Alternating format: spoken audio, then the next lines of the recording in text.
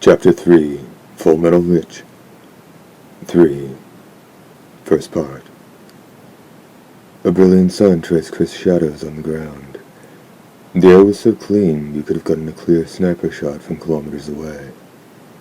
Above the field, the 17th Company's flag snapped in a moist southerly breeze blowing off the Pacific. The sea air held a scent that snaked its way down your nose and tickled your tongue on its way to your throat. Rita knitted her brow. It wasn't the stench of a mimic, more like the slightly fishy fragrance you got from those bowls of milk mom sauce. Wartime tensions and the constant threat of death aside, the Far East really wasn't so bad. The coastline, so difficult to defend, afforded beautiful sunsets. The air and water were clean. If Rita, who had about 1/10 the refinement and culture of an average individual, thought it was wonderful here, an actual tourist might have considered it paradise. If there were one mark against it, it was the cloying humidity. The weather that night would be perfect for an airstrike. Once the sun had set, bombers laden with GPS-guided munitions would take to the sky in swarms to blast the island into a lifeless moonscape before the next morning's ground assault. The beautiful atoll and the flora and fauna that called it home would all share the same fate as the enemy, if everything went according to plan. Beautiful day, don't you think, Major Vertasky? An old film camera dangled from the man's thick neck, a redwood trunk by comparison to the average Jackie Joggett beech tree. Rita casually ignored him. Great lighting. Days like today can make even a steel and rivets airplane look like a Da Vinci. Rita snorted. "You doing fine art photography now?" That's hardly any way to speak to the only embedded photojournalist in the Japan expedition. I take great pride in the role I play conveying the truths of this war to the public. Of course, 90% of the truth is lighting. Pretty slick talk. They must love you over at PR. How many tongues do you think you have? Only the one the Lord saw fit to bestow Americans with, though I hear Russians and Cretans have two. Well, I hear there's a Japanese deity who pulls at the tongues of liars. Don't do anything to get yours in trouble. Perish the thought. The corner of the training field Rita and the photographer were standing on caught the full force of the wind coming off the ocean. In the middle of the giant field, 146 men from the 17th Company of the 301st Japanese Armored Infantry Division were frozen in neat rows along the ground. It was a kind of training called ISO push-ups. Rita hadn't seen it before. The rest of Rita's squad stood a short distance away, their thick, bristly arms jutting out before them. They were busy doing what soldiers did best, which was mocking those less fortunate than themselves. Maybe this is how they practice bowing? Hey, samurai! Try picking up a sword after an hour of that. None of Rita's squad mates would go near her within 30 hours of an attack. It was an unspoken rule. The only people who dared approach her were a Native American engineer who could hardly see straight, and the photographer, Ralph Murdoch. They don't move at all. Rita seemed doubtful. No. They just hold that position. I don't know if I'd call it samurai training. Looks more like yoga if you ask me. Is it odd to find similarities between Indian mysticism and Japanese tradition? 98, 98, 99, 99. Staring into the ground like farmers watching rice grow. The soldiers barked in time with the drill sergeant. The shouts of the 146 men echoed in Rita's skull. The familiar migraine sent wires of pain through her head. This was a bad one. Another headache? None of your business. I don't see how a platoon worth of doctors can't find a cure for one headache. Neither do I. Why don't you try to find out? She snapped. They keep those guys on a pretty short leash.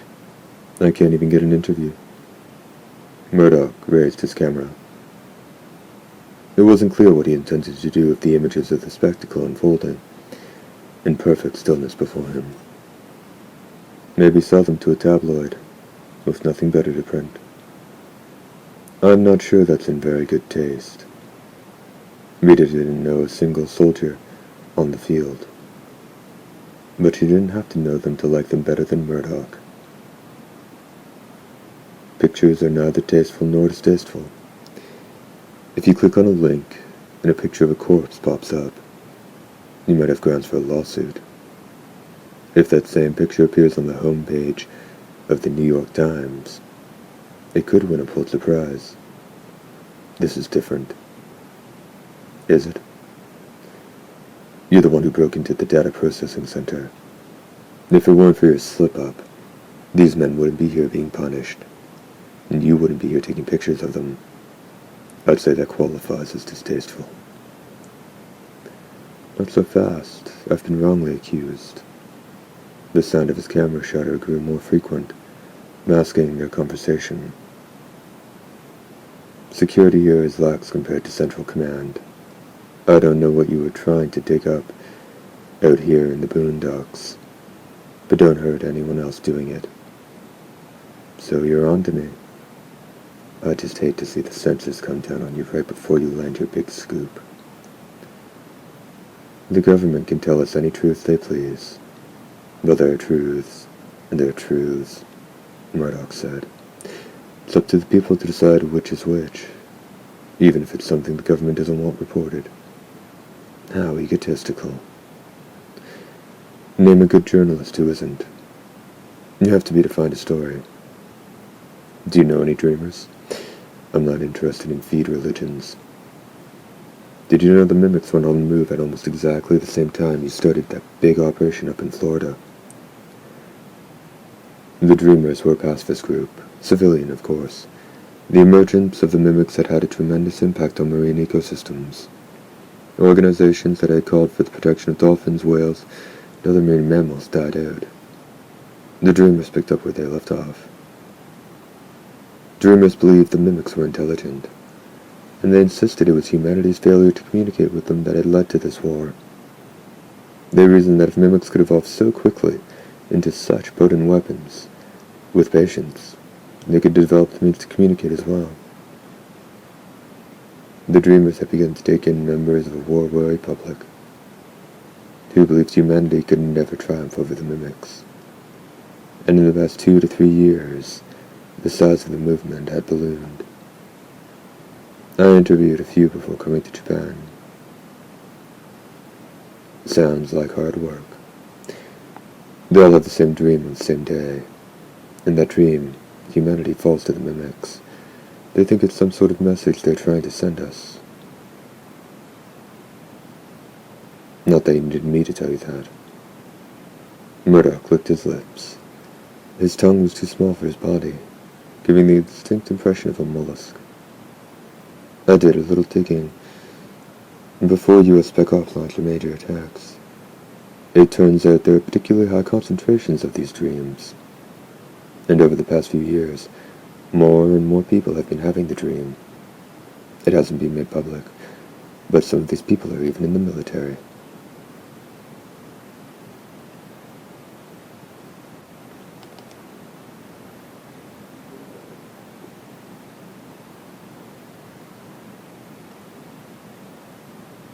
You believe whatever these feed jobs tell you.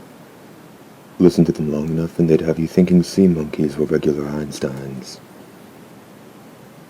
Academic circles are already discussing the possibility of mimic intelligence, and if they are, it's not far-fetched to think they would try to communicate.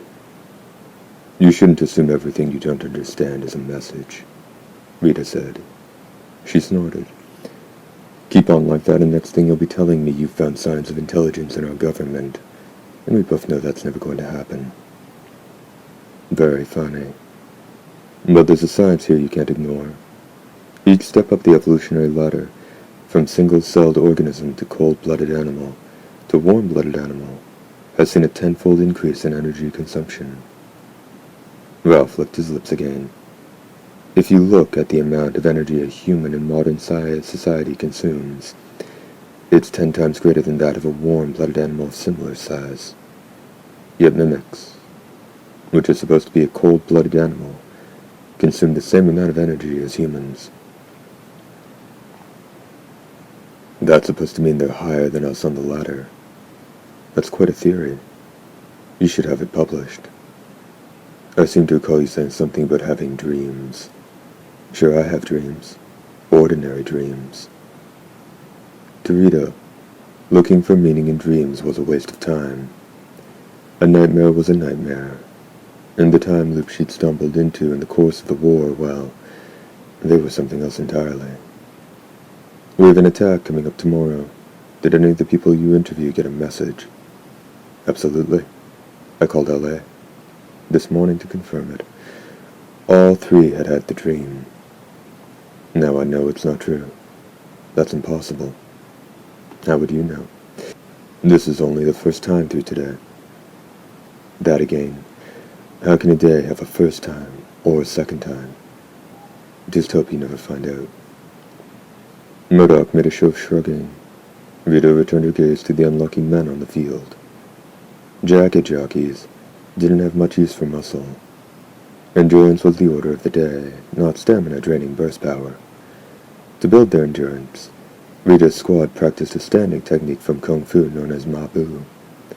Mabu consisted of spreading your legs, as though you were straddling a horse, and maintaining the position for an extended period of time. In addition to strengthening leg muscle, it was an extremely effective way to improve balance. Rita wasn't sure what benefit, if any, the ISO push-ups were supposed to have. It looked more like punishment, plain and simple. The Japanese soldiers, packed together like sardines in a can, remained frozen in that one position. For them, this probably ranked among the worst experiences of their lives. Even so, Rita envied them this simple memory. Rita hadn't shared that sort of throwaway experience with anyone in a long time. The stifling wind tugged at her rust-red hair.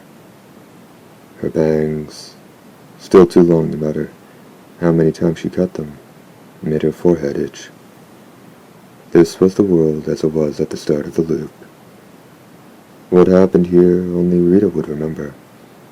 The sweat of the Japanese soldiers, the whoops and jeers of the U.S. Special Forces, they would all be gone without a trace. Maybe it would have been best not to think about it. But watching these soldiers training the day before an attack, sweat-soaked shirts sticking to their skin in the damp air, she felt sorry for them. In a way, this was her fault, for bringing Murdoch along with her. Rita decided to find a way to shorten the PT and put an end to the seemingly pointless exercise. So what if it instilled a samurai fighting spirit? And they'd still wet themselves the first time they ran into a mimic assault. She wanted to stop it, even if it was a sentimental gesture that no one but herself would ever appreciate.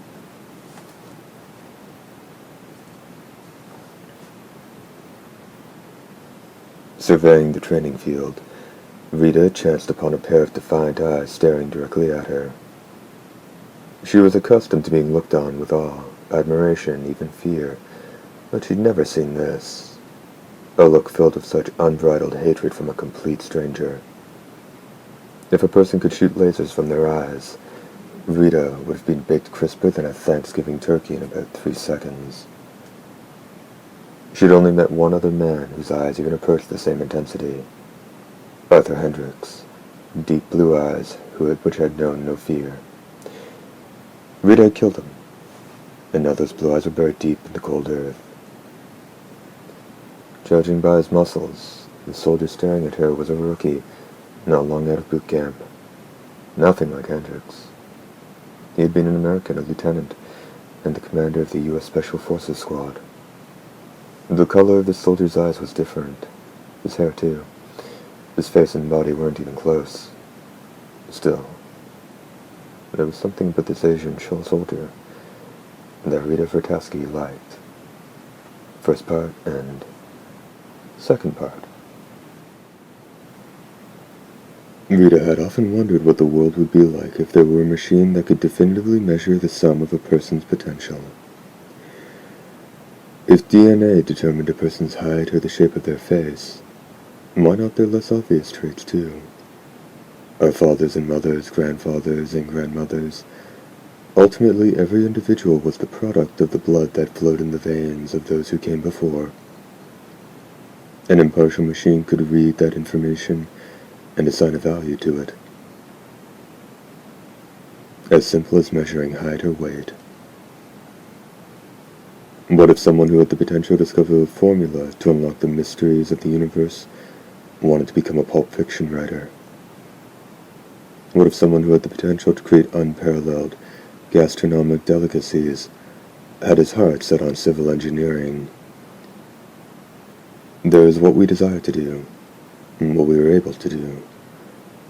When those two things don't coincide, which path should we pursue to find happiness? Page break indicated by a small pattern. When Rita was young, she had a gift for two things: playing horseshoes and pretending to cry.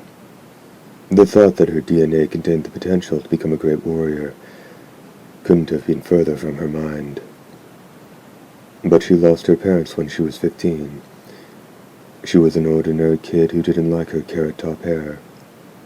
She wasn't particularly good at sports, and her grades in junior high school were average. There was nothing about her dislike of bell peppers and celery that set her apart. Only her ability to feign crying was truly exceptional. She couldn't fool her mother, whose eagle eyes saw through every ruse. But with everyone else, she'd have them eating out of her hand after a few seconds of waterworks. Rita's only other distinguishing feature was the red hair she'd inherited from her grandmother. Everything else about her was exactly like any other of over 300 million Americans. Her family lived in Pittsfield, a small town just east of the Mississippi River. Not the Pittsfield in Florida, not the Pittsfield in Massachusetts, but the Pittsfield in Illinois. Her father was the youngest child in a family of martial artists, mostly jiu-jitsu.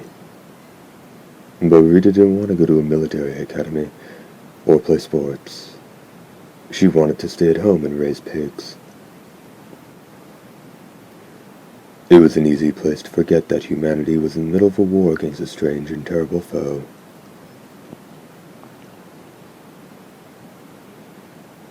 Rita didn't mind living in a small town, and never seeing anyone but the same 4,000 people or so.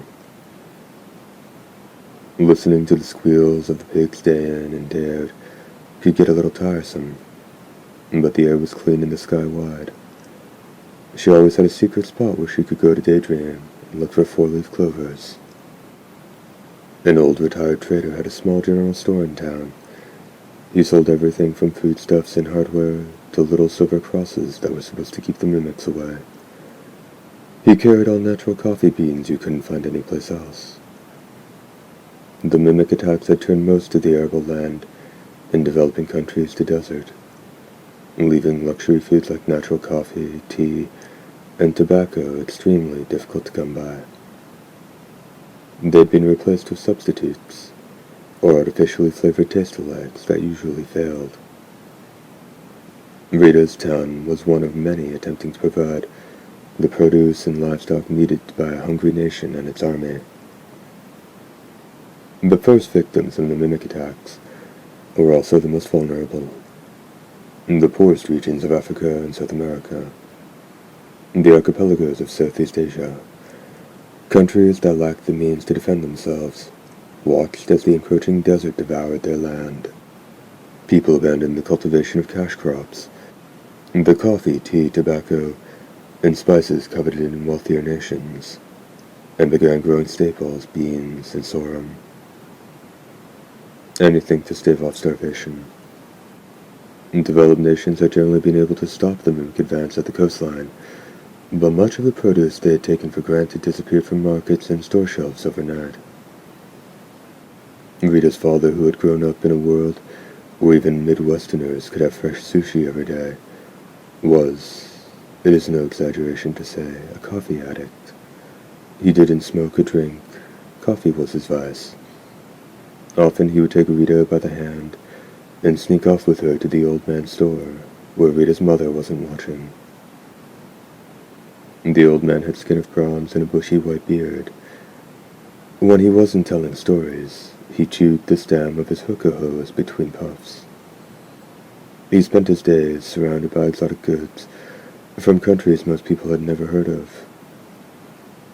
There were small animals wrought in silver, grotesque dolls, totem poles carved with the faces of birds or stranger beasts.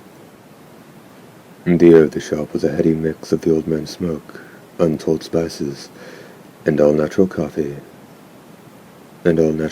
beans still carrying a hint of the rich soil in which they grew. These beans are from Chile, these here are from the Malawi in Africa, and these traveled all the way down the Silk Road from Vietnam to Europe, he'd tell Rita. The beans all looked the same to her, but she would point, and the old man would rattle off their pedigrees. Got any Tasmanian in today? Her father was well versed in coffee. What, you finished the last batch already? Now you're starting to sound like my wife. What can I say? They're my favorite. How about these? Now these are really something. Premium Kona beans, coffee grown on the big island of Hawaii. Seldom find these even in New York or Washington. Just smell that aroma. The wrinkles on the old man's head deepened in creases as he smiled. Rita's father crossed his arms, clearly impressed. He was enjoying this difficult dilemma. The countertop was slightly higher than Rita's head, so she had to stand on tiptoe to get a good look. They got Hawaii. I saw it on TV. You're certainly well informed, young lady. You shouldn't make fun. Kids watch way more news than grown-ups do. All they care about is baseball and football. You're certainly right about that. The old man stroked his forehead. Yes, this is the last of it. The last kind of coffee on the face of the earth. Once it's gone, it's gone.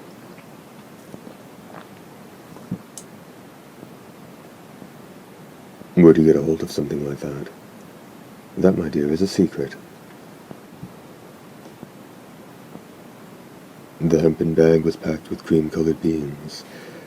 They were slightly more round than most coffee beans, but they looked ordinary in all other respects. Rita picked up one of the beans and inspected it. The unroasted specimen was cool and pleasant to the touch. She imagined the beans basking in the sun of an azure sky that spread all the way to the horizon. Her father had told her about the skies over the islands. Rita didn't mind that the skies in Pittsfield were thin and watery blue.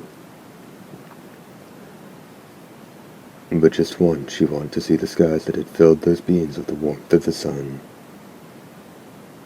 Do you like coffee, young lady? Not really.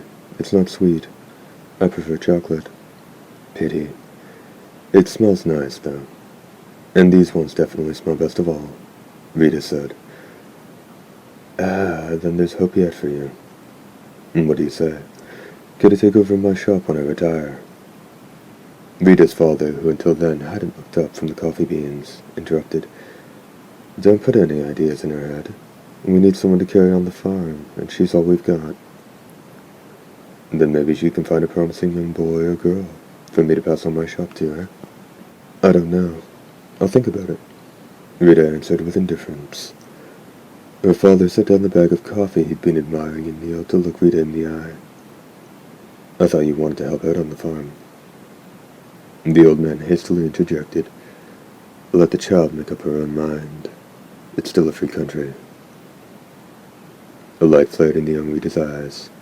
"That's right, Dad. I get to choose, right? Well, as long as they don't make me join the army."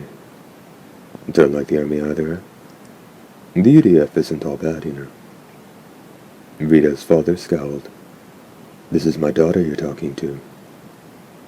"But anyone can enlist once they turn 18. We all have the right to defend our country, son and daughter alike. It's quite the opportunity. I'm just not sure I want my daughter in the military." "Well, I don't want to join the army in the first place, Dad." "Oh, why's that?" A look of genuine curiosity crossed the man's face. "You can't eat mimics. I read so in a book. And you shouldn't kill animals you can't eat, just for the sake of killing them. Our teachers and pastor and everyone says so. You're going to be quite a handful when you grow up, aren't you? I just want to be like anybody else." Rita's father and the old man looked at each other and shared a knowing chuckle. Rita didn't understand that was so funny. 4 years later, the Mimics would attack Pittsfield. The raid came in the middle of an unusually harsh winter. Snow fell faster than it could be cleared from the streets. The city was frozen to a halt. No one knew this at the time, but Mimics sent out something akin to a scouting party before an attack. A small, fast-moving group whose purpose is to advance as far as possible, then return with information for the others. That January, 3 Mimics had slipped past the UDF quarantine and made their way up the Mississippi River undetected. If the townspeople hadn't noticed something suspicious moving in the shadows, it's doubtful the scouting party would have taken particular notice of Pittsfield, with its livestock and acres of farmland. As it turned out, the shot fired from the hunting rifle of the night watch led to a massacre. The state guard was immobilized by the snow. It would be hours before a UDF platoon could be lifted in by helicopter. By then, half the buildings in town had burned to the ground, and 1 out of 3 of the town's 1,500 residents had been killed. The mayor, the preacher, and the old man from the general store were among the dead. Men who had chosen to grow corn rather than join the army died fighting to defend their families. Small arms were no use against Mimics. Bullets only glanced off their bodies. Mimic javelins ripped through the walls of wooden and even brick houses with ease. In the end, a ragged bunch of townspeople defeated the 3 Mimics with their bare hands. They waited until the Mimics were about to fire after rushing them, knocking the creatures into each other's javelins. They killed 2 of the Mimics this way, and drove off the 3rd. Dying, Rita's mother sheltered her daughter in her arms. Rita watched in the snow as her father fought and was killed. Smoke spiraled up from the flames. Brilliant cinders flitted up into the night. The sky glowed blood red. From beneath her mother's body, already beginning to grow cold, Rita considered. Her mother, a devout Christian, had told her that pretending to cry was a lie, and that if she lied, when the Lord judged her immortal soul, she wouldn't be allowed into heaven.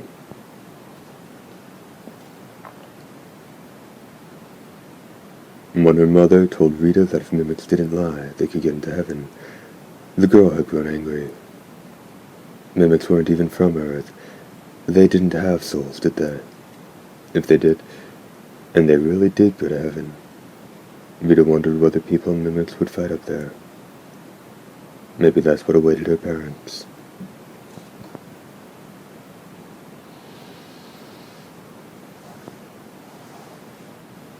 The government sent Rita to live with some distant relatives.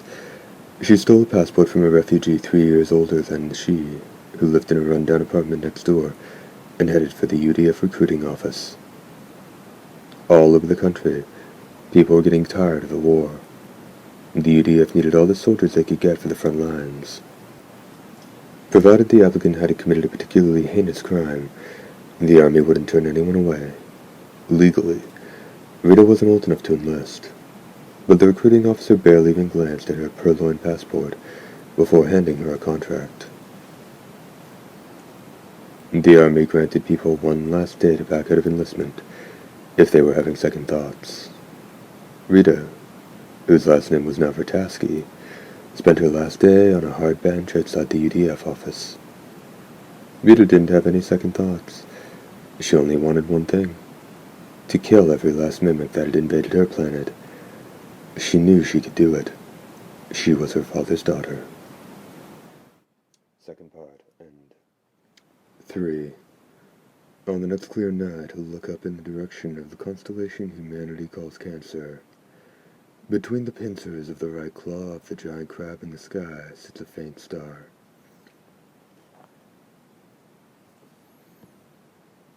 No matter how hard you stare, you won't see it with the naked eye. It can only be viewed through a telescope with a 30-meter aperture. Even if you could travel at the speed of light, far enough and fast enough to circle the Earth 7.5 times in a single second, it would take over 40 years to reach that star.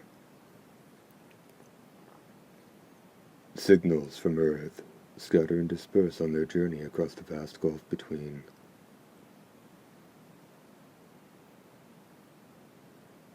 On a planet revolving around this star lives life in greater numbers and diversity than that on Earth. Cultures more advanced than ours rose and flourished, and creatures with intelligence far surpassing that of Homo sapiens held dominion. For the purposes of this fairy tale, we'll call them people. One day, a person on this planet invented a device called an echo-forming bomb. The device could be affixed to the tip of a spacecraft. This spacecraft, far simpler than any similar craft burdened with life, and the means to support it, could cross the void of space with relative ease. Upon reaching its destination, the ship's payload would detonate, showering nanobots over the planet's surface. Immediately upon arrival, the nanobots would begin to reshape the world, transforming any harsh environment into one suitable for colonization by the people who made them. The actual process is far more complicated, but the details are unimportant.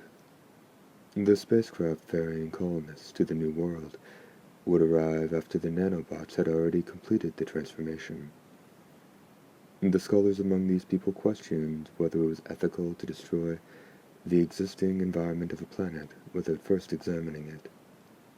After all, once done, the process could not be undone. It seemed reasonable to conclude that a planet so readily adapted to support life from their own world might also host indigenous life, perhaps even intelligent life of its own. Was it right, they asked, to steal the world sight unseen from its native inhabitants? The creators of the device argued that their civilization was built on advancements that could not be undone. To expand their territory, they had never shied away from sacrificing lesser life in the past. Forests had been cleared, swamps drained, dams built. There have been countless examples of people destroying habitats and driving species to extinction for their own benefit. If they could do this on their own planet, why should some unknown world in the void of space be treated differently? The scholars insisted that the echo-forming of a planet which might harbor intelligent life required direct oversight. Their protests were recorded, considered, and ultimately ignored.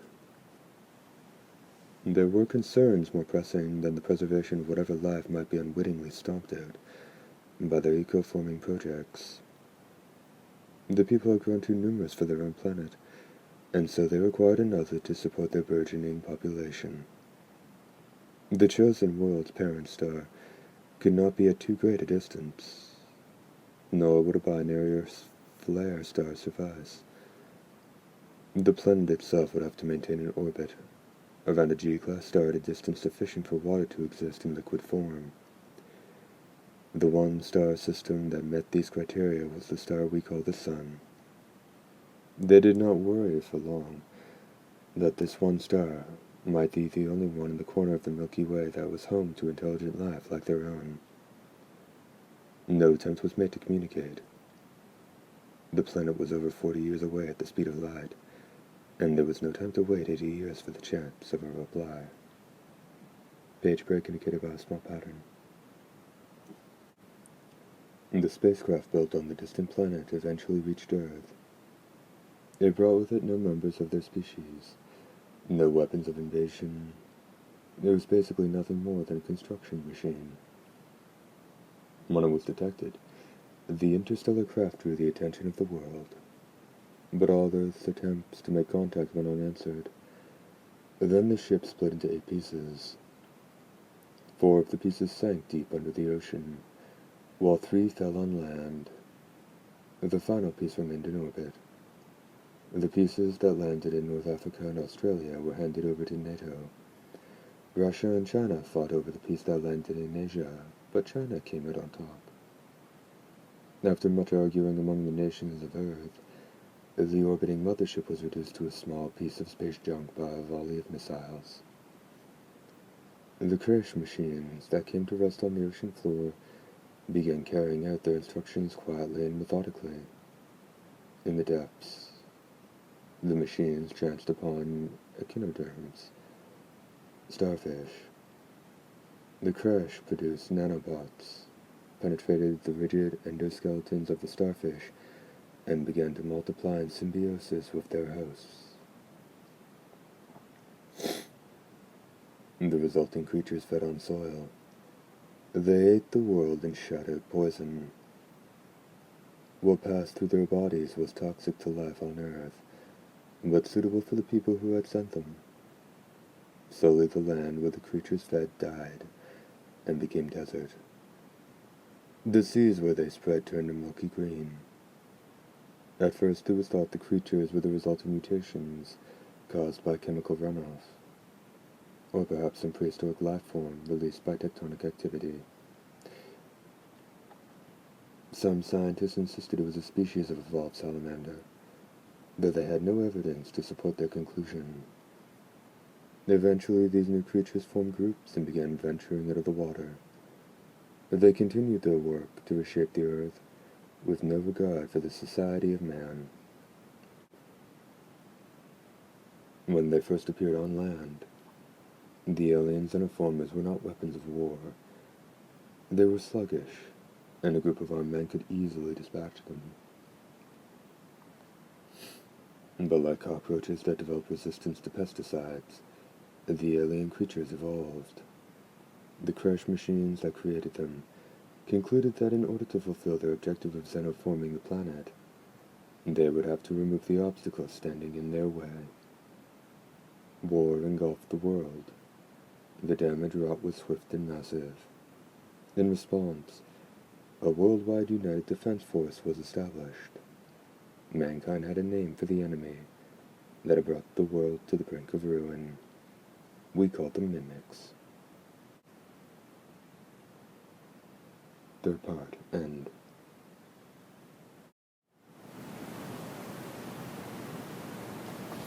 Fourth part. Rita Vertasky joined U.S. Special Forces after the battle that earned her the Thor's Medal of Valor. The medal, which bears a likeness of said deity brandishing a hammer, is awarded to any soldier who kills 10 or more mimics in a single battle. The mimics had emerged as the only foe capable of standing against a platoon of 50 armed infantry, raining a hail of bullets. Few Thor medals needed to be struck. The officer who hung the gleaming medal around Rita's neck praised her for joining the elite ranks of those who could claim to have taken down a double handful of mimics. Rita was the first soldier in history to receive the honor on her second battle. There were some who wondered aloud to her face how Rita could have possibly acquired the skills needed to accomplish such a feat by what was only her second field operation. Rita answered them with a question of her own. Is cooking dangerous?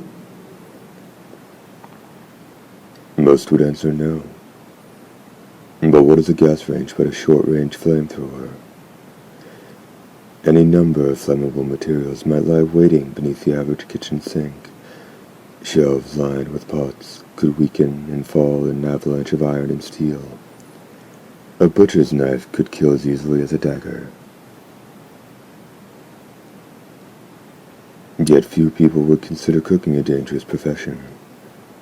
And indeed, the actual danger is remote. Anyone who has spent any time in a kitchen is familiar with the inherent risks, such as they are, and knows what can be done safely, and what can't. Never throw water on an oil fire. Keep the knife pointed away from your carotid artery. Don't use rat poison when the recipe calls for Parmesan cheese. To Rita, war was no different. The Mimics' attacks were simple-minded. They reminded Rita of the swine she'd raised back in Pittsfield. Soldiers would single out a Mimic to attack. But Mimics did things the other way around. Like a broom sweeping dust off the floor, Mimics attacked entire groups of soldiers at once. As long as you knew how to avoid the broom, no matter how many times the Mimics attacked, you wouldn't get swept away. The secret to fighting the Mimics wasn't avoiding danger, it was running headlong into it. Try it yourself next time. It's easy. That was usually enough to let them leave her alone. They'd shrug and stumble away, dumbfounded. Rita, who'd only just turned 16, didn't understand why she was so gifted in battle. She'd have been happier having a knack at baking meat pies, or knowing just where Sal wanted scratching. But apparently the Lord had a sense of humor. He must have noticed her dozing during the sermons all those Sundays her parents had taken her to church. Special Forces was a place for individualists, for people with authority problems. Everyone in the squad was supposedly a vicious murderer who'd be given the choice between the army and the noose. They were guys who'd as soon shoot a person as talk to him, and they didn't discriminate between friendlies. And Mimics when they were letting fly with 20mm rounds. It was hard duty, and they were always looking for more warm bodies to fill the spots left by the KIAs. In fact, Rita's unit turned out to be a squad full of battle-hardened vets. If you melted down all the medals earned in that squad, you could have made one hell of an Olympic-class weightlifting barbell.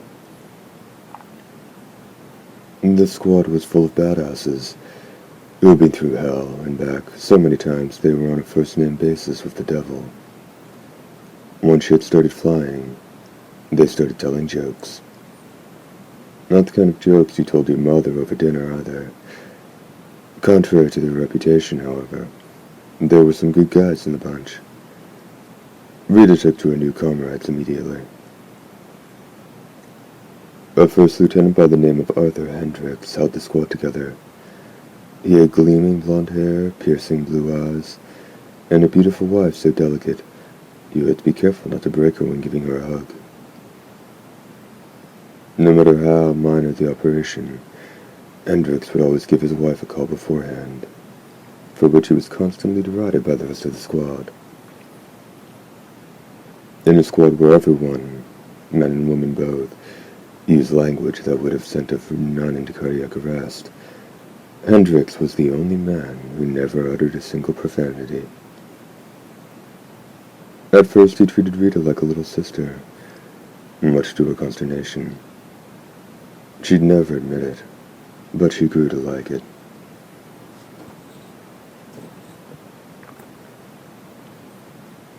Rita had been in the squad for about half a year when she became trapped in the time loop that had dictated the rhythm of her life ever since. The battle that would turn Rita Vertasky into the Valkyrie was a special operation even by U.S. Special Forces standards. The president was up for re-election, and he wanted to deliver a military victory to secure his own.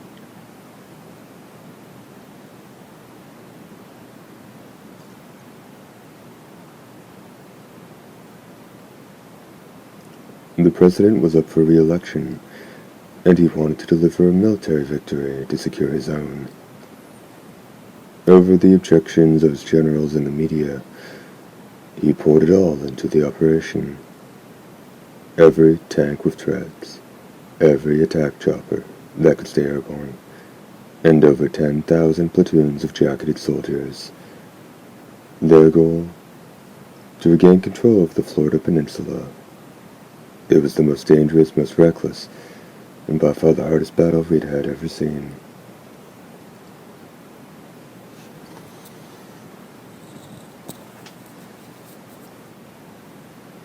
Special Forces had a lot of four-letter words and vocabulary, but fear wasn't one of them.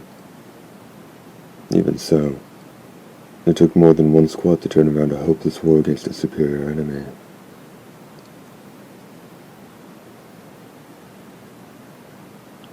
A jacket granted superhuman strength, but that alone didn't turn people into superheroes. During the Second World War, Erich Hartmann had shot down 352 planes on the Russian front, but Germany still lost the war. If the brass drafted plans that called for the impossible, the mission would fail, simple as that. After the battle, derelict jackets littered the Florida Peninsula, their shattered shells serving as coffins for the corpses inside. Rita Vertasky had somehow managed to toe the piano wire thin line that snaked between life and death. She had bent her pile driver before losing it entirely. She was low on ammo. She clutched her 20mm rifle so tightly, it might as well have been welded to her hand. Fighting back the urge to vomit, she stripped batteries from the bodies of her fallen friends. She cradled her rifle in her arms. "You look like you're having a bad day." It was Hendricks. He sat down next to Rita, where she was squatting in a hollow on the ground, and looked up at the sky as though he were trying to pick shapes out of the clouds. Right in front of them, a javelin, screaming its high-pitched wail, shot into the ground. Thick black smoke billowed from the impact crater. Images of Pittsfield burning against a red sky filled Rita's thoughts. Hendricks knew he had to walk Rita back from wherever she was. "My mother once told me that in parts of China, they mix animal blood with their tea." Rita couldn't speak. Her throat was sandpaper, and she doubted whether she could even manage to swallow. Hendricks went on.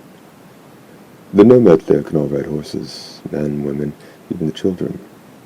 In the Middle Ages, it was their mobility that enabled them to conquer the bulk of Eurasia. Not even Europe was spared. They came from the east, moving through one country after another, savage foreigners who sipped blood from teacups. Drawing nearer and nearer. It's enough to give you nightmares. Some people think it was actually those Chinese nomads who gave rise to the vampire legends of Eastern Europe." "Lieutenant, my little story boring you?" "I'm all right now, Lieutenant. I'm sorry. It won't happen again." Hey, we all need a break sometimes, especially in a marathon like this. Just a little more. It'll be time to hit the showers, I promise.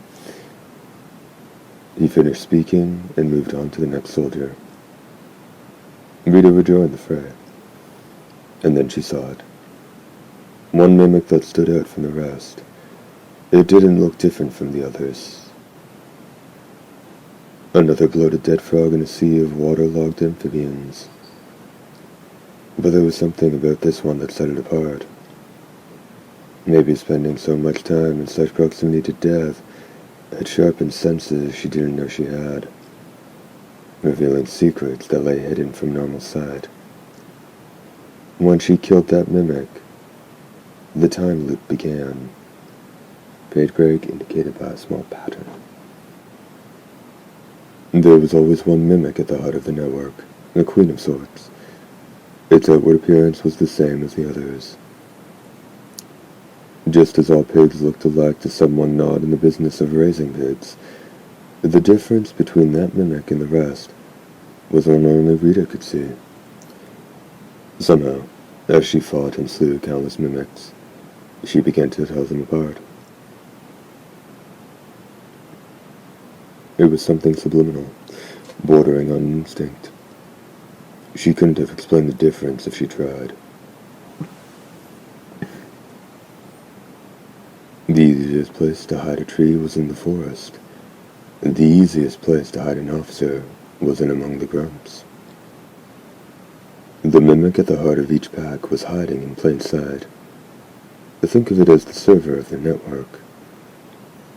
When you kill the server, the mimic network emits a specific type of signal. The scientists would later identify it as a tachyon pulse, or some other particle that could travel through time. But Rita didn't really understand any of that. The important part was that the signal emitted by mimics that had lost their server traveled back in time to warn them of the imminent danger they faced.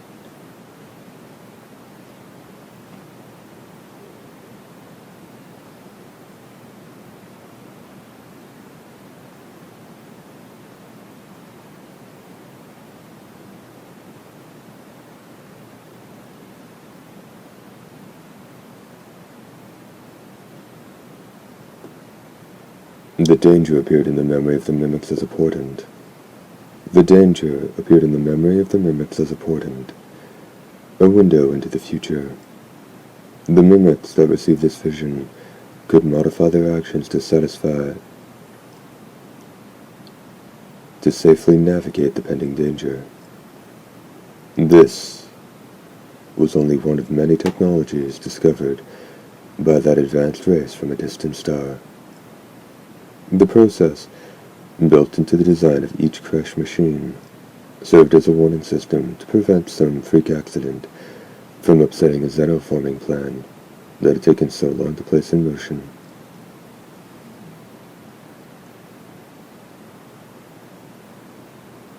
But the mimics weren't the only ones who could benefit from these signals.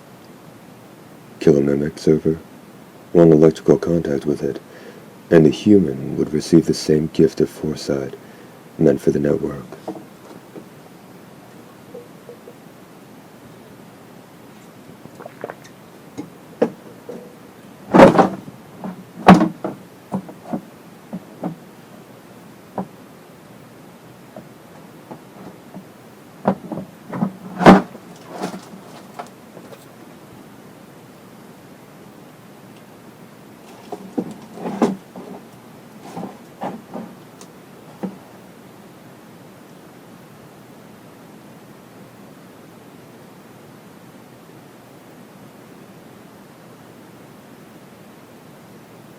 The tachyon signal sent into the past doesn't distinguish between mimic and human, and when it came, humans perceived the portent as a hyper-realistic dream, accurate in every detail.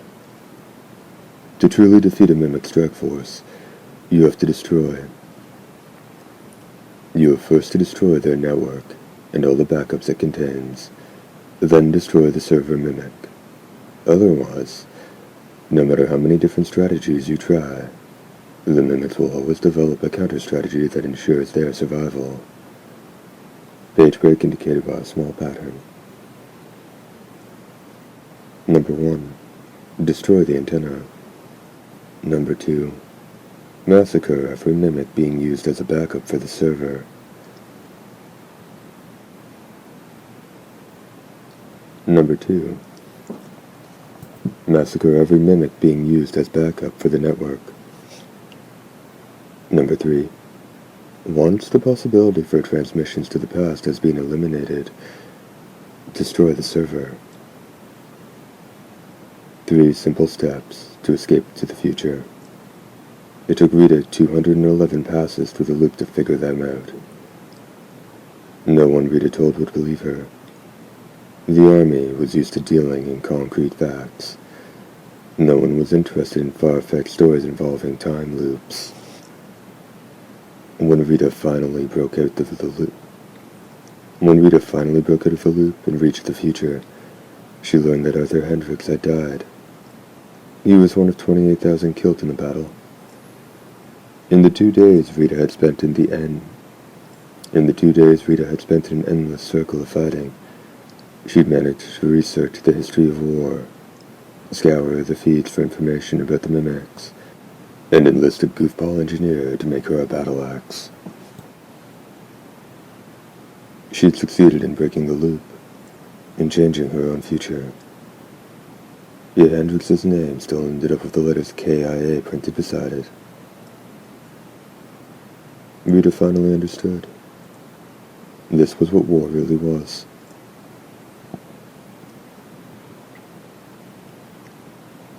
Every soldier who died in battle was nothing more than another figure in the calculus of estimated casualties.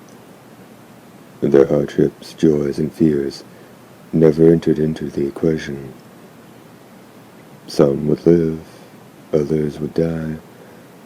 It was all up to the impartial deity of death called probability. With the benefit of her experience in the time loop, Rita would be able to beat the odds for some and save certain people in the future. But there would always be those she could not save.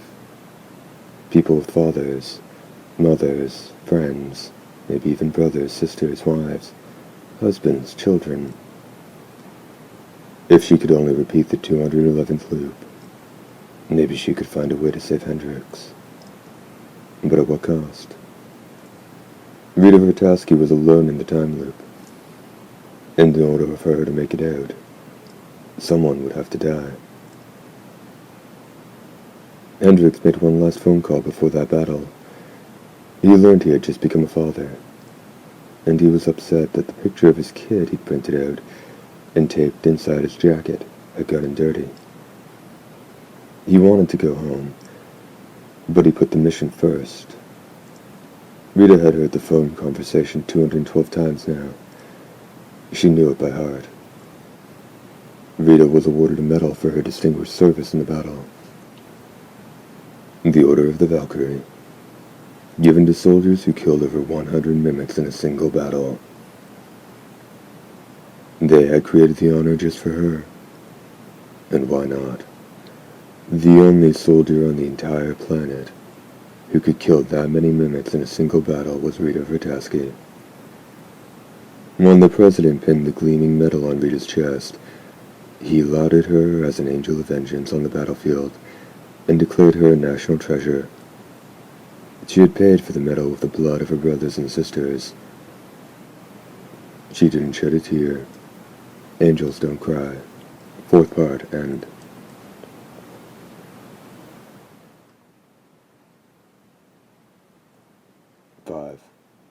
Rita was redeployed.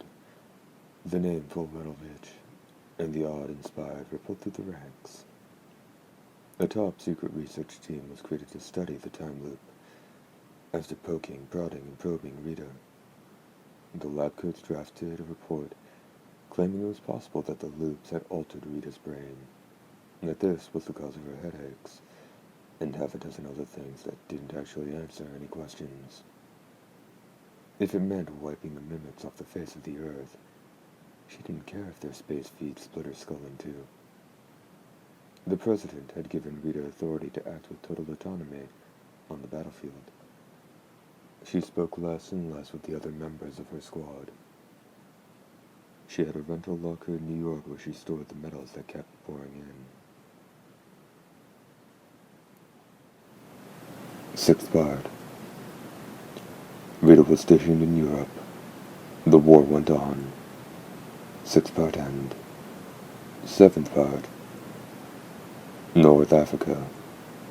When Rita heard their next assignment would be on some islands in the Far East, she was glad. Asian corpses would be a fresh change from the usual blacks and whites of the Western Front. Of course, no matter how many raw fish they ate over there, the blood still came gushing out the same shade of red when a mimic javelin ripped up a man in his jacket. When all was said and done, she'd probably tire of seeing them too. 7th part end. 8th part. Rita was familiar with cormorant fishing, a traditional Japanese technique. The fishermen tie a snare at the base of the trained cormorant's neck, just tight enough to prevent it from swallowing any of the larger fish it catches, and then play out enough rope to enable the bird to dive into the water and fish. Once the cormorant has a fish, the fishermen pull the bird back and make it spit out its catch. Rita felt that her relationship to the army was a lot like the cormorant's relationship to a fisherman. Rita was in the army because that was how she made her living. Her job was to go out and kill mimics and bring their corpses back to her masters.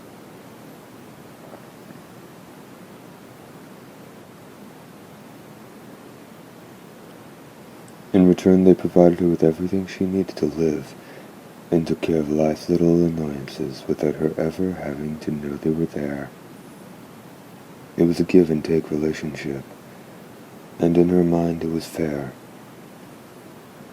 Rita took no pleasure in the notion of being the savior of the earth, but if that's what the army wanted, so be it. In dark times, the world needed a figure for people to rally behind. Japan's quarantine line was on the verge of collapse. If the enemy managed to break through at Kuroishi, mimics would swarm the industrial complex on the main island. With the cutting-edge factories and technologies Japan brought to the table lost, there would be an estimated 30% drop in the effectiveness of the jackets they used to wage the war. The ramifications would be felt throughout the UDF. Without someone to interrupt the tachyon transmissions, the battle would never end. Technically, it was possible to drive them back with an overwhelming show of force. After several loops, the mimics would realize they couldn't win, and they would withdraw with as few casualties as possible. But that wasn't the same as defeating them. They would simply retreat beneath the ocean, out of humanity's reach, and gather their strength. Once they had assembled an insurmountable force, they would attack again, and there would be no stopping them a second time. Fighting a war with the mimics was a lot like playing a game with a child.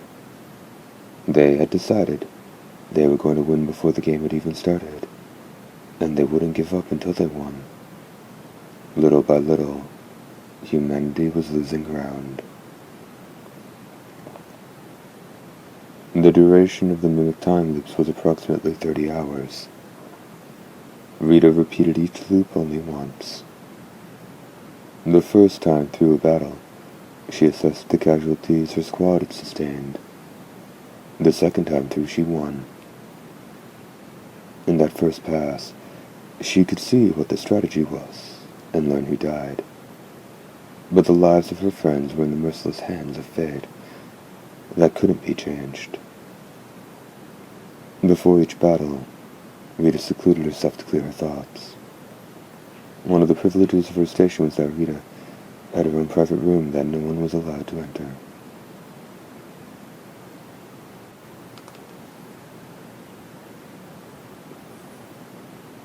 Rita's squad understood that the 30 hours before battle were a special time for her. The average soldier in the squad wasn't aware of the time loop, but they knew that Rita had her reasons for not wanting to talk to anyone in the time leading up to battle. They kept their distance out of respect. Even though space was exactly what Rita wanted, it still made her feel alone. page break indicated by a small pattern. Rita was admiring the sparkling waters on the Pacific from her perch in the Sky Lounge. The only structure on flower-lined base, taller than Rita's tower, was a nearby radio antenna. The tower was practically begging to be the first target when the mimics came ashore.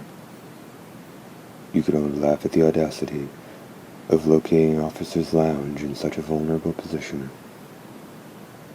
This was the trouble of countries that hadn't been invaded yet. Japan had largely managed to escape the ravages of the war. If the island had been located a little further from Asia, it would have been reduced to desert long ago. If it had been any closer, the mimics would have invaded before moving on to the continent. The peace Japan enjoyed all came down to luck. The area set aside for the officers' lounge was needlessly large and almost completely empty. The view it afforded of the ocean was fit for a 5-star hotel. By contrast, the heavy-duty pipe-frame bed that stood in the middle of the room seemed to have been chosen as a joke. Rita pressed a button. The liquid crystal embedded in the blast-resistant glass opacified, obscuring the view. She had chosen the officer's reception room for her quarters because it was a place the other members of her squad weren't likely to visit. The operating systems embedded in the bodies of her squadmates had been programmed for war. They wouldn't set foot in a building that made them for such an ostentatious target. Rita didn't care for it much herself. To allay her fears, a Japanese tech had explained that the glass was interwoven with carbon fibers, giving it strength on par with the shell of a jacket. If the stuff was so great, Rita wondered why it didn't seem to work that well on the front lines. At least here she was alone. The next day she might have to watch one of her friends die. She didn't want to have to look them in the eye.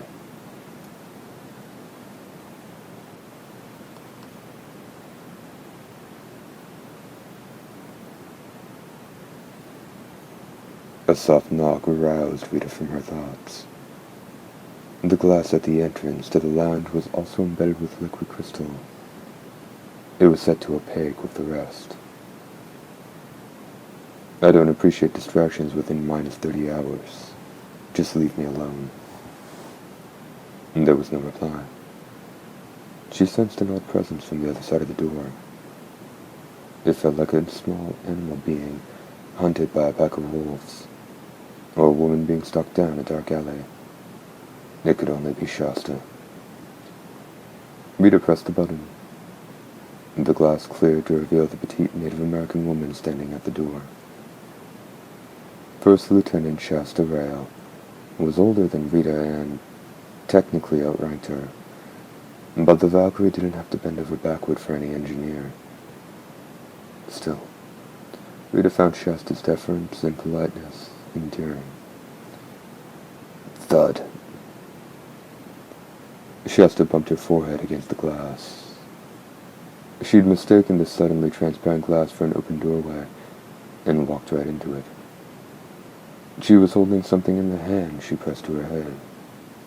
She crouched on the ground, trembling like a leaf. It was hard to believe the brain in that head could be so brilliant. Then again, maybe that's how geniuses were. Some people called Rita a military genius, and she wasn't all that different from everyone else. The only thing about her that was especially unique was her ability to focus. Shasta's thoughts were probably consumed by whatever it was she held in her hand, just as Rita's were by the coming battle. Rita opened the door halfway. Shasta's glasses were still askew from the impact of the glass. She adjusted them as she stood.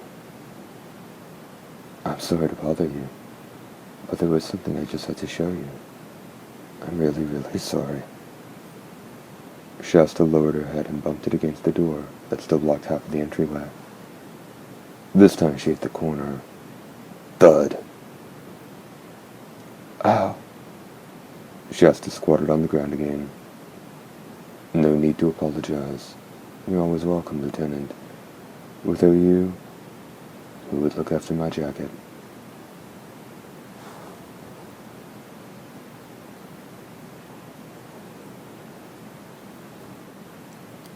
Shasta sprang to her feet, eyes moist with tears. You called me Lieutenant again. Call me Shasta, please. But Lieutenant, Shasta, I just want everyone to talk to me like a normal person. All right, Shasta. That's better. Rita smiled. So, what was it you wanted to show me? Right, Shasta said. Look at this. You won't believe it. Shasta opened her hand. Rita looked intently at the strange object resting in her tiny palm, only slightly larger than a 9mm bullet. It was intricately shaped and painted bright red. Rita had heard of people who painted the tips of their bullets a separate color to distinguish between types of ammunition, but never the entire casing. She picked it up. It was shaped like a person. Shasta raced on. This is supposed to be secret, Red. Someone on the base told me about them. I went all the way to Tateyama to get it. It took almost all the money I had on me to win it. Win it? You put money in the machine, turn the knob, and one of these figures pops out in a little plastic bubble. Is it some kind of toy? Oh no, it's a valuable collector's item. The rare ones can trade for over $100 each. $100 for this. That's right. Shasta nodded gravely. Rita held the tiny figure up to the white lights of the room. Upon closer examination, it was clearly meant to resemble a soldier wearing a jacket. That it was painted red and wielding a battle axe could only mean it was supposed to be Rita's jacket. They did a good job. Even the fins looked just like the real ones. I guess military secrets aren't what they used to be.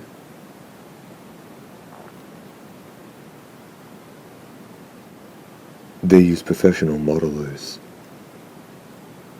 All they need is a glimpse to make something almost exactly like the original. The models made in Japan are the best. They can auction for a lot of money. What a waste of perfectly good talent. Rita flipped the figure over in her hand. Etched across the feet were the words, Made in China. China still has time to make toys. I heard they can't even keep up with the production of the jacket control chips. They've got a bigger workforce to go around. Remember the senator who was forced to resign after he said China could afford to lose as many people as there are in the entire United States. They still have over 1 billion left. Well, they actually have lost millions of people down in the south, but they've been able to throw enough resources at it to hold the line. It's hard to believe we come from the same planet. America is at war, and we still find the time to turn out terrible movies. Rita couldn't argue with that. The UDF existed to protect a world obsessed with creating worthless piles of crap, Rita thought. It was amazing how people could pour their hearts and souls into such trivial things. Not that this was necessarily a bad thing. No one appreciated that more than Rita, whose only skill was killing. I have lots more. Shasta pulled a handful of figures from her overalls. What's this? Some sort of pig frog from the dark reaches of the Amazon. That's a mimic. So much for your professional modelers. This is what they look like in the movies. So it is the real thing as far as the public's concerned anyway. Believe me, this is what's in the movies, down to the last wrinkle. What about this one? You should know it's Rita Vertasky, you. The figure was lean, prodigiously endowed, and sported curly blonde hair. It was hard to find a single feature that even remotely resembled Rita. As it happened, Rita had actually met the actress cast to play her in the movies once. It was difficult to say she didn't fit the role of a jacket jockey, since Rita herself hardly did. But the woman they picked for the part was far too glamorous for a soldier fighting on the front lines. Rita compared her figure with that of the mimic. Suddenly, the mimic modeler wasn't looking so far off. Mind if I hold on to this? Rita picked up the full metal bitch figurine that bore her no resemblance. What? You won't miss one, will you? Shasta's reaction was somewhere between that of a sleeping cat, kicked out of its favorite spot in bed, and the 5-year-old whose aunt had denied her the last piece of chocolate macadamia nut toffee because she'd been saving it for herself. The look on her face would have sent applications to MIT plummeting if prospective students had known she was an alumna who had graduated at the top of her class. Vita reconsidered her request. People like Shasta who went to hyper-competitive upper-crust universities were probably more likely than most to randomly explode if pushed. Sorry, bad joke. I shouldn't tease you like that. No, I'm the one who should apologize, Shasta said. It's just that it's kind of, well, really rare. I mean, I bought every single bubble in the machine, and that was the only one that came out. Don't worry, I wouldn't dream of taking it from you. Thanks for understanding. I'm really sorry. Here, why don't you take this one instead? It's supposed to be pretty rare, too. What is it? It's the engineer assigned to Rita's squad in the movie, so it's basically me. A nervous laugh escaped Shasta's lips.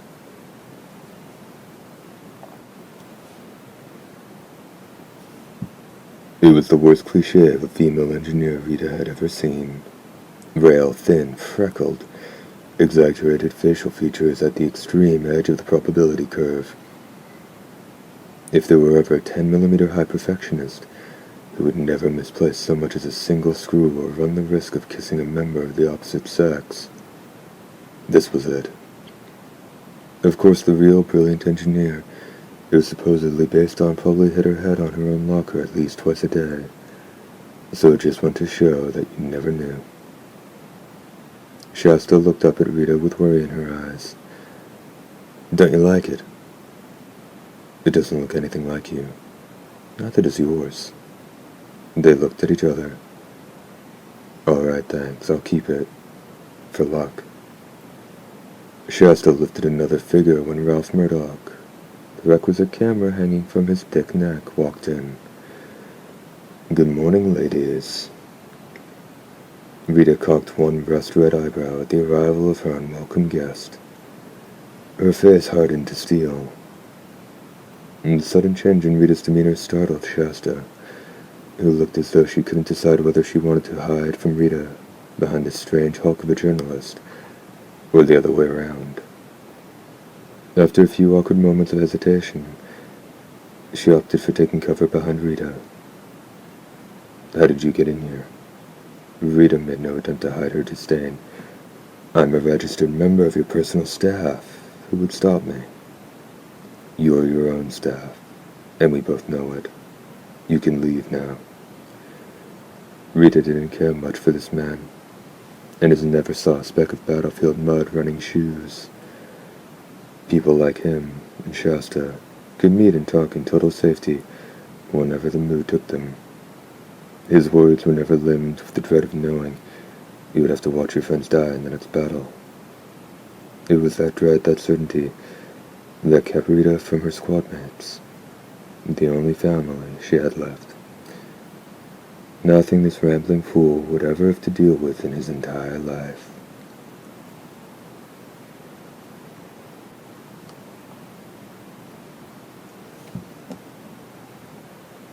That'd be a shame after coming all the way up here, Murdoch said.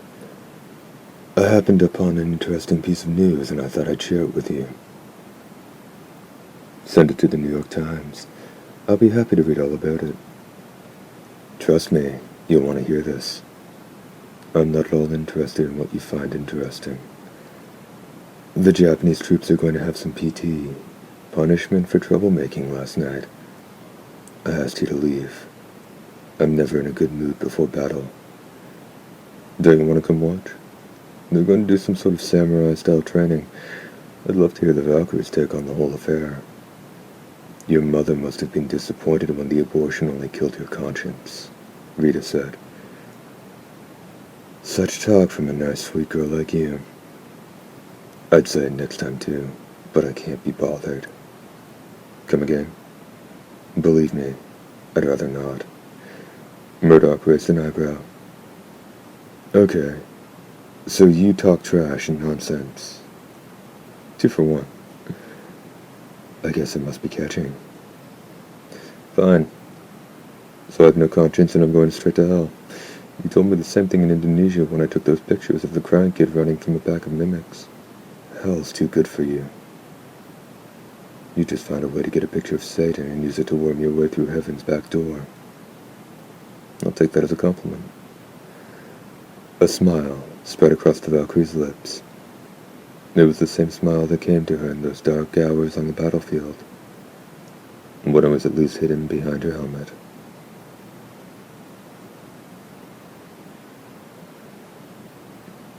Shasta's body tensed. Murdoch took a step back without even realizing it. Well, the full Metalvich said, I'm about to step into hell, and until I do, I don't want to see your face again. Part A, end. 8th part, end.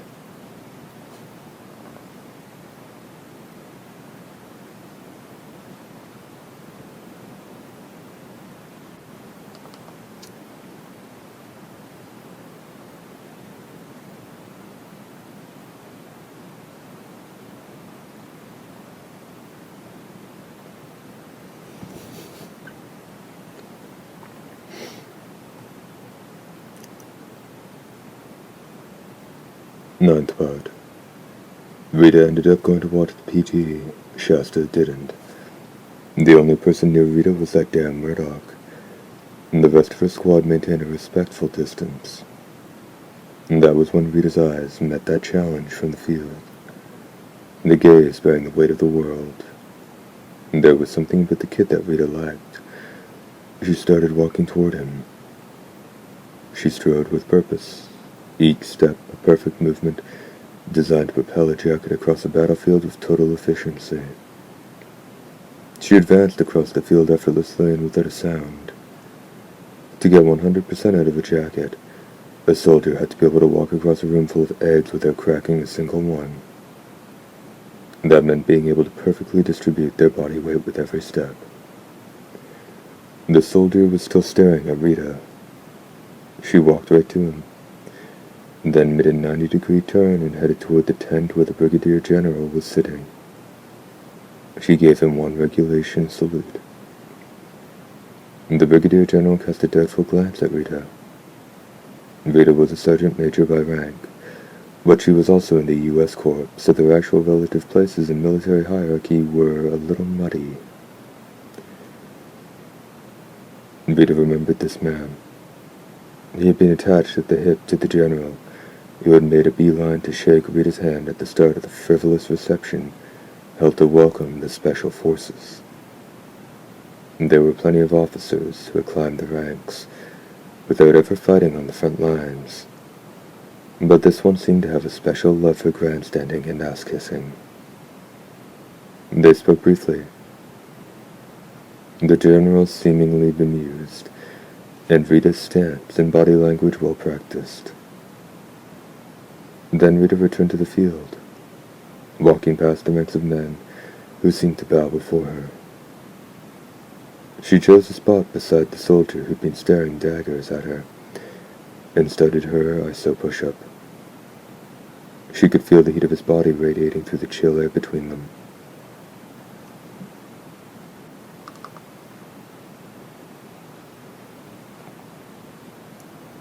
The soldier didn't move. Rita didn't move. The sun hung high in the sky, slowly roasting their skin. Rita spoke in a low voice only the soldier beside her could hear. "Do I have something on my face?" "Not that I can see."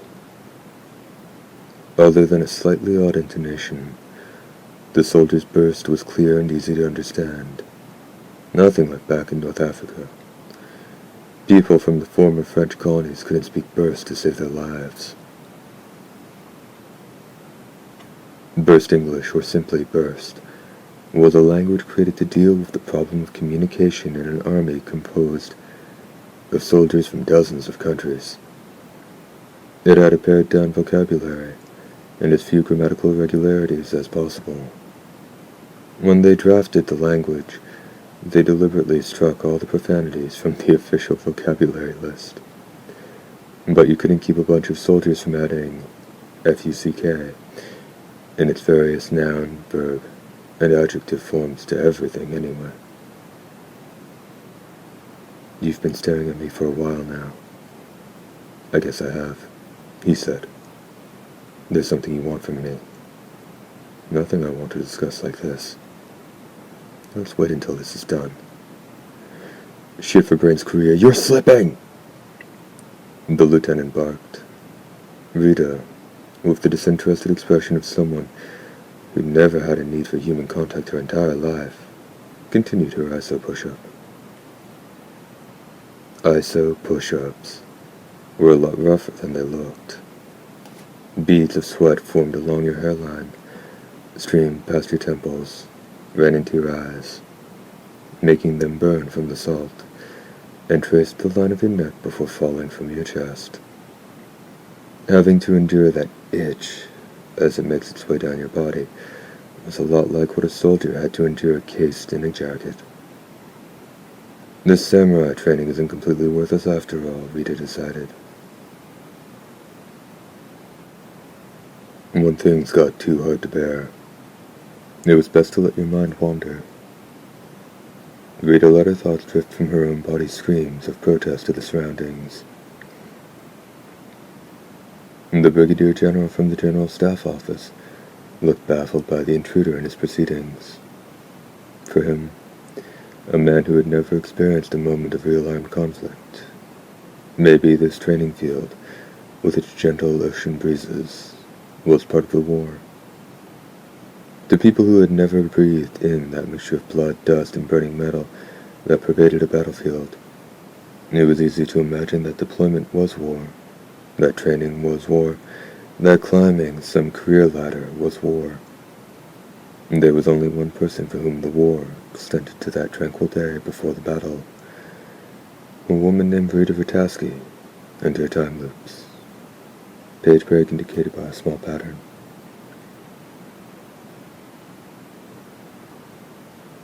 Rita had often dreamt that someday she would come across another person who experienced the loops. She'd even come up with a phrase they could use to identify themselves to each other. A phrase only Rita knew. A phrase the two of them would share. For another person to be caught in a time loop, it would mean that someone other than Rita had destroyed a mimic server by accident. Just as Rita was forced to leave people outside the time loop behind, the person would have no choice but to leave her behind. He would be alone. She might not be able to travel through the time loop with him, though she also might be able to, and the thought terrified her. But she could give him advice either way. Share his solitude, tell him how to break out of the loop, knowledge it had taken Rita 211 deaths to learn. He would fight through his deaths, his doubts, the way Rita had. He would become a great warrior.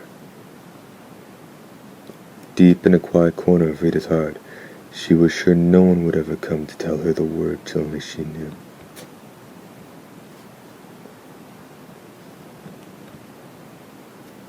The mimic tachyon signal was the pinnacle of an alien technology. A technology that enabled them to conquer the vastness of space. Rita's entrapment in the time loop during the battle to recapture Florida had been an impossible stroke of luck for humanity. If not for that chance occurrence, the Earth would have fallen to xenoforming, Not just humans, but virtually every species on the planet would already be extinct.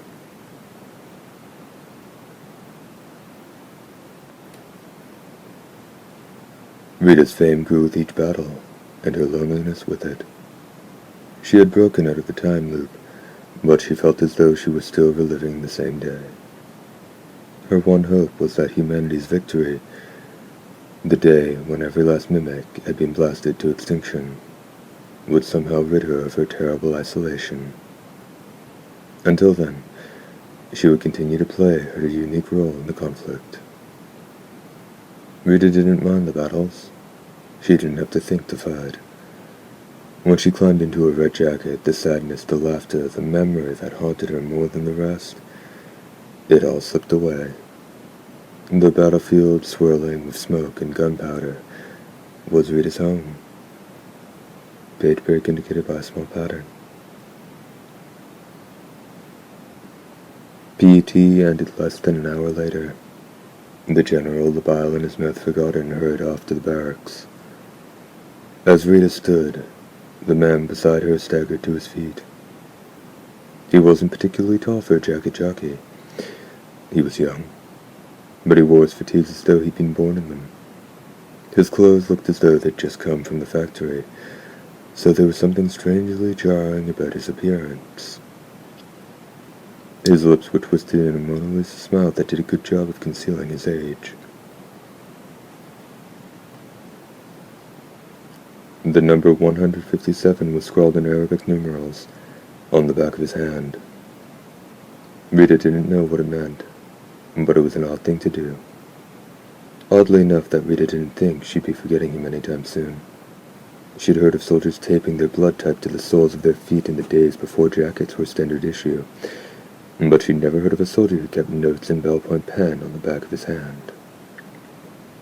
"So you wanted to talk, what is it?" "All right," he said. "Well, get on with it, soldier. I'm a patient girl, but there's a battle tomorrow, and I have things to do. I have an answer to your question." He hesitated like a high school drama student reading from a bad script. "Japanese restaurants don't charge for green tea." Rita Vitaski, the savior of humanity, the Valkyrie, the 19-year-old girl let her mask slip. The Full Metal Bitch began to cry. Chapter 3 end.